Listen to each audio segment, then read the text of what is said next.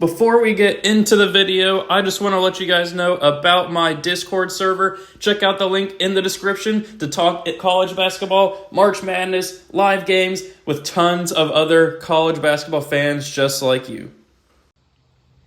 Sup guys, it's Alex here, and welcome to the March 9th edition of the Bracketology update. Today is where things truly kick off in the conference tournament world. Today is really where every single conference has a game. This is where some big time names start playing. The Thursday of championship week is always kind of the biggest day of championship week, besides kind of the Sunday of major conference tournament finals. We have tons of different teams in action today, tons of consequential games. I'm looking at you, bubble teams. I'm looking at you, Michigan versus Rutgers. Actually, I'm going to go and scroll down to the bubble because I think that'll be a little more helpful in explaining things. I'm looking at you, Michigan and Rutgers here. These two teams play the 8-9 game in the Big Ten tournament. And really, this is going to be an elimination game when it kind of comes to making the NCAA tournament. Michigan has to win this game. Even beating Rutgers won't get them into the tournament. They'll still have to, I think they play Purdue if they win that game. But then Rutgers, if they lose this game, they're out of the tournament. With the way they've been playing over the past month after losing one of their players to an ACL injury, I think they've lost 6 out of 8 before this game. So if Rutgers loses, they're also out of the tournament, in my opinion. So getting a win against Michigan should push them back into kind of the last 4 byes territory, but we'll see what happens with that game. That's definitely a game I'm keeping an eye out on. NC State last night handled Virginia Tech. They should be good for the tournament, but getting one more win in the ACC tournament should do it. Boise State still alive in the Mountain West. Pittsburgh still alive in the ACC as well. Then we have Mississippi State playing today. And then also Penn State playing today. Oklahoma State last night. And basically another tournament elimination game against Oklahoma. Oklahoma, they needed to kind of win the NCAA or the Big 12 tournament to make the NCAA tournament. That was kind of one of those games where Oklahoma State just could not afford to lose. They were being shown as the first team out, which Joe Lunardi's updated his bracket there, but hasn't updated this bracket watch section because before last night they were the first team out, but after getting a quad 1 win against on a neutral site, which somehow 15-17 Oklahoma is a quad 1 win on a neutral site, they are now the second to last team in, as you can see right there. And then Utah State making their way back up into the tournament picture. They are kind of hanging around as the last team in. But then we have the first 4 out. We have Arizona State with a huge game today. Then we have Nevada, North Carolina beat Boston College last night. So now they have a date with regular Virginia today in a game that they have to win. Wisconsin, a team that I have been out on. If you guys have been watching my videos, you know I've been out on Wisconsin over basically the entire Bracketology season. It's just a team that I didn't believe in over the course of the season, and I was proven right because they've been losing games left and right. Finished the season, I believe, at 17-14, and they lost last night to Ohio State, who was 13-18, which I'm pretty sure I predicted in the Big Ten tournament predictions video. So now Wisconsin, you guys are out of the tournament. There's not really any hope to make it in.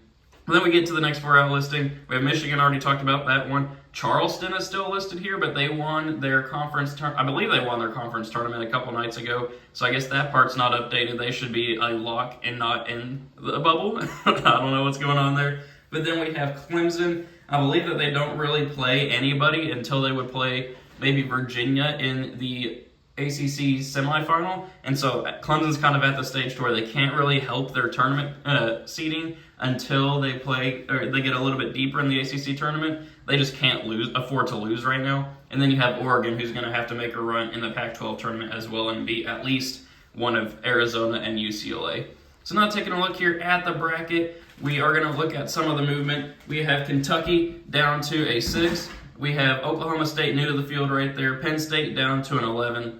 Then we have West Virginia last night in sort of another kind of elimination game, if you want to call it that. We had West Virginia beating Texas Tech. That program's just in disarray now. They look like they're going to be making a run for the NCAA tournament near the end of February, but they've lost a couple games.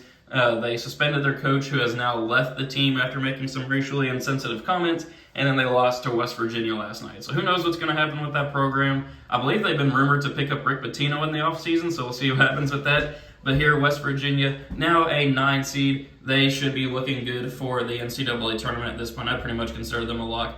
Then we have Drake, who had just crushed Bradley in that tournament. Then we have St. Mary's down to a 6 after getting crushed by Gonzaga. Mississippi State up to an 11.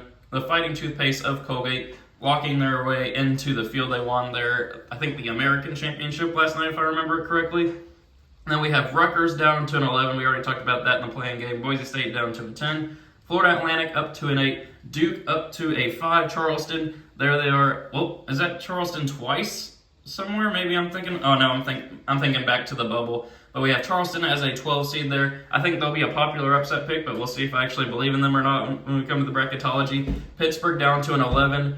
Then we have Northwestern down to a 7. Providence down to a 10. And then that's pretty much the bracket here.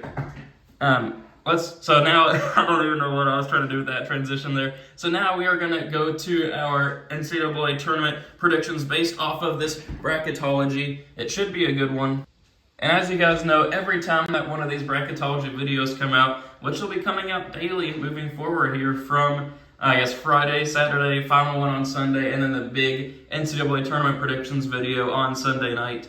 Every time that one of them comes out, I go to vertex42.com, fill out the Excel bracket, download it to my computer, and then make my predictions here for the actual NCAA tournament if this were to be the bracket. It's always a fun thing to do. And if you're watching at this point in the video and not just skipping to the end to see who I end up predicting to be my national champion, we got to come up with a 2-word food item here.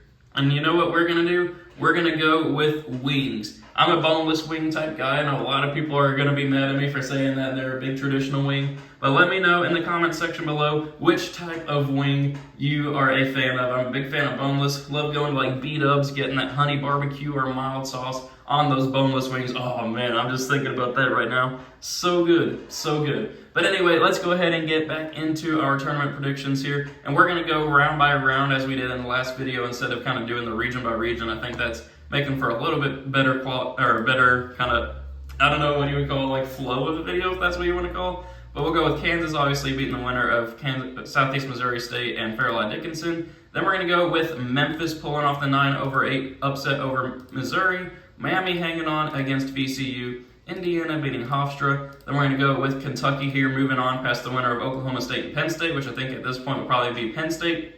Marquette will beat Kennesaw State. Michigan State will beat NC State. And then we're going to go with Arizona beating UNC Asheville. Then for over here in the top right regional, we are going to go with Alabama beating the Norse of Northern Kentucky. West Virginia pulling off another 9/8 upset over Illinois. I just think that will be a very good game right there. Illinois and West Virginia, two teams that could be sneaky when it comes to playing in the second round there against Alabama. But I'm going to go with an upset pick here and go with Drake beating TCU. Drake is one of my favorite potential upset picks.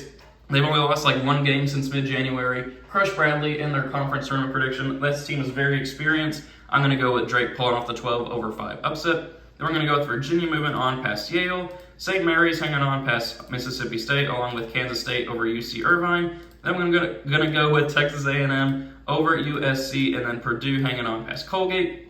And then over here in the bottom right regional, we'll go with Houston beating the winner of Alcorn and Grambling State. Arkansas pulling off the 9/8 upset over Maryland. Then I'm going to go with another upset pick here and go with Max Abness and Oral Roberts. They made a run, almost made the Elite Eight a couple of years ago, lost to Arkansas there, but they had made the Elite Eight as a 15 seed. This team right now is better than that team was. They have Max Abness, he's like a top 5 scorer in the nation. They have a 7'5" center, Vanover, who should be causing trouble in the paint. I think that they can upset Iowa State there.